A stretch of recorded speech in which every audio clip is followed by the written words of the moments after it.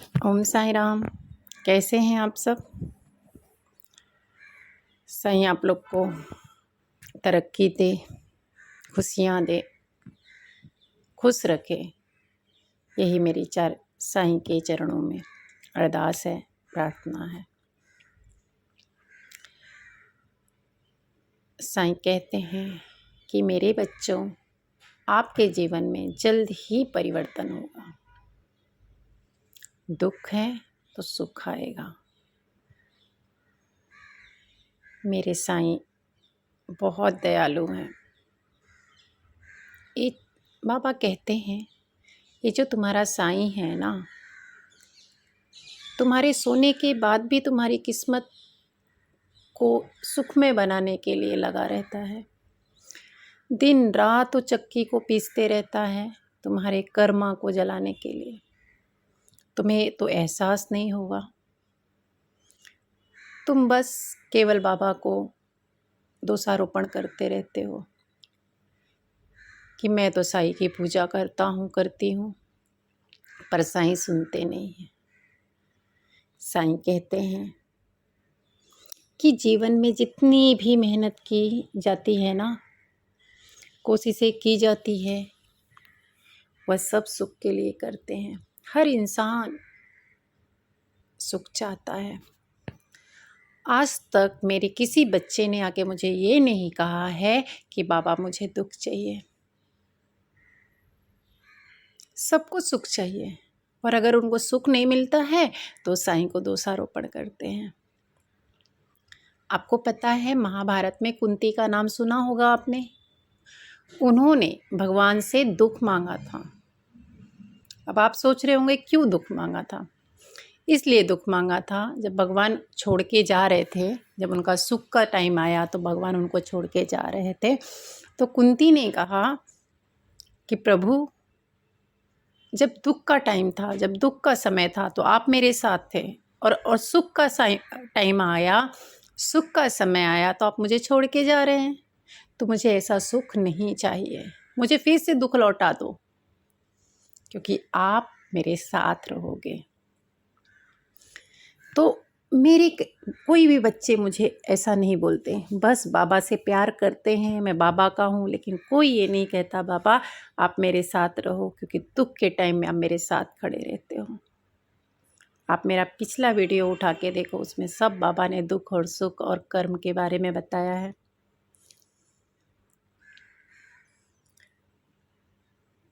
आपको ये नहीं पता होगा कि जब आपका कोई टांग खींचता है तो टांग निकल के बाहर नहीं आती, पूरा का शरीर जो है हमारा वो आगे खींचा चला आता है। टांग तो नहीं आती ना, पूरा शरीर उस तरफ जो इंसान खींचता है उसकी तरफ आ जाती है। उसी तरह से सुख और दुख एक शरीर के पहलू हैं। जब आप दुख खींचोगे तो सुख आएगा, और सुख खींचोगे तो दुख भी आएगा। सुख, दुख, भय, चिंता, ये सब एक ही शरीर है, कुछ अलग से नहीं है। सुख दुख जो हमारा शरीर है बना, हमारे शरीर सुख और दुख से बना है, उसी तरह से सुख और दुख, भय, चिंता भी एक शरीर के पार्ट हैं। आपको पता है, किसी ने कहा है कि दुख सुख सपना, दुख बुदुदा, सब कुछ है मेहमान, सबको आदर दीजिए जो भेजे भगवान।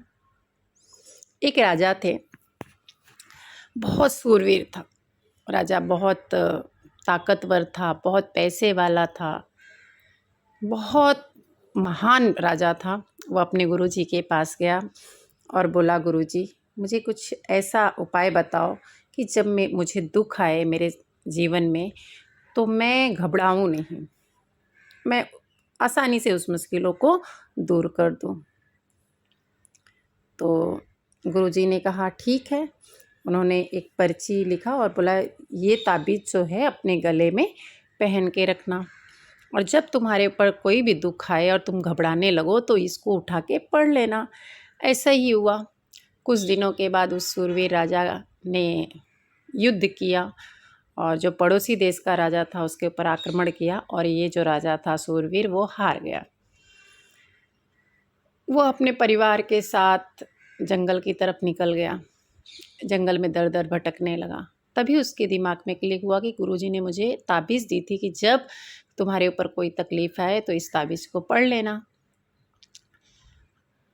इससे बड़ी तकलीफ़ और मेरे जीवन में क्या होगा कि मेरा परिवार आज सड़क पर आ गया है, जंगल में भटक रहा है। उन्होंने जब वो ताबीज़ खोल के देखा तो उसमें लिखा था, कभी भी हिम्मत मत हारना, हिम्मत से फिर से आगे बढ़ना, अगर गिर गए हो तो संभलना और उठना, उठ के फिर से तैयारी करना। राजा को हिम्मत मिली और वह जाके अपने कुछ लोगों से मिल कर के तैयारी करने लगा युद्ध की, और युद्ध करने गया और जीत गया। जीत गया कहने का भाव यही है कि सुख प्राप्त होता है तो दुख, दुख प्राप्त होता है तो सुख, लेकिन हिम्मत रख के उस राजा को सुख प्राप्त हो गया। साईं कहते हैं दुख आए तो समझ लेना इसके पीछे सुख है, और जब तुम्हारे जीवन में सुख आए तो तैयार हो जाना कि अब दुख हमारे जीवन में आने वाला है।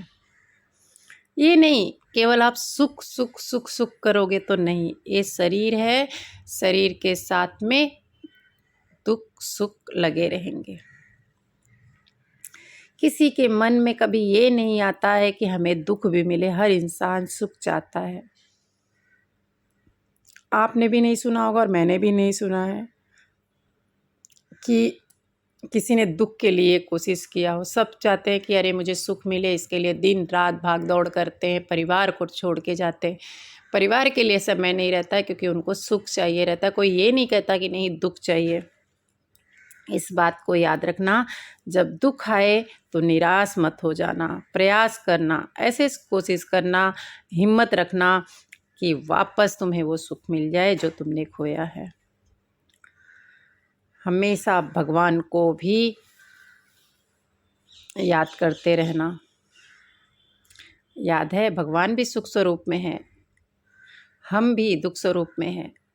दुख स्वरूप कोई भी नहीं है, केवल सुख स्वरूप ही है।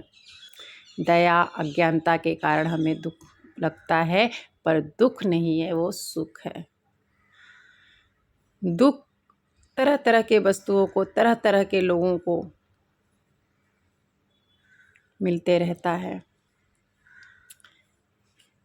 इंसान को सुख, किसी को किसी चीज़ से सुख मिलता है, किसी को किसी चीज़ से, जरूरी नहीं कि सभी को एक ही चीज़ से सुख मिलता है। हर इंसान का सुख का जो साधन होता है ना, अलग होता है। जो सुख जिसको मिलता है, इंसान उसी के सुख को प्राप्त करने के लिए कोशिश करते रहता है, प्रयास करते रहता है। तो कोशिश करते रहिए, प्रयास करते रहिए, सुख तो मिलेगा ही। हम भी कर रहे हैं, आप भी कर रहे हैं, सब करो, सुख मिले तो हम खुश रहेंगे। तो बाबा यही कहते हैं कि सुख के लिए दुख को मत भूल जाना। दुख भी एक तोहफा है, तो दुख को याद रखना और सुख को स्वागत करना। तो मैं आप लोगों से बस यही कहना चाहूँगी कि बाबा आज के संदेश में यही कहना चाहते हैं कि तुम्हारे जीवन में जो कुछ साईं ने दिया है, सुख स्वरूप उसको स्वीकार करो। प्रभु की भेंट है वो, तुम्हारे लिए तोहफा है वो। जो चीज़ तुम्हें नहीं मिला है वो समझ लेना कि वो तुम्हारे लिए सुख देने वाला नहीं था, इसलिए साईं ने उसको नहीं दिया है।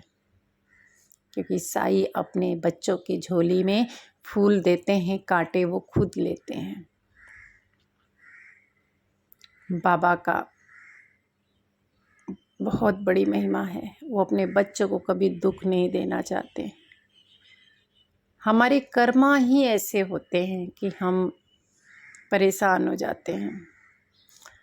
कई लोग कहते हैं हमने तो कोई गलत काम नहीं किया, हमने किसी का दिल नहीं दुखाया।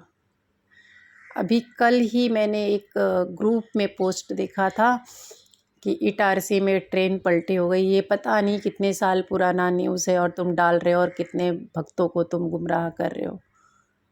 जाने अनजाने में ये भी पाप ही है। कोई भी मैसेज आप फॉरवर्ड करते हो उसको देखो उसमें सच्चाई है नहीं है। आप किसी को गुमराह करके, किसी को तकलीफ़ देके आप आगे नहीं बढ़ सकते हो। आप बोलते हो हमने पाप नहीं किया, आपके साथ किसी ने अच्छा किया, आपके मन में उसके लिए नेगेटिविटी आ गई, तो ये भी पाप है। अगर आप जो किसी के ऊपर भी विश्वास करते हो तो भगवान के ऊपर विश्वास करके उसके ऊपर विश्वास करते हो, तो अपने भगवान से विश्वास अगर आपका टूट गया तो ये पाप है।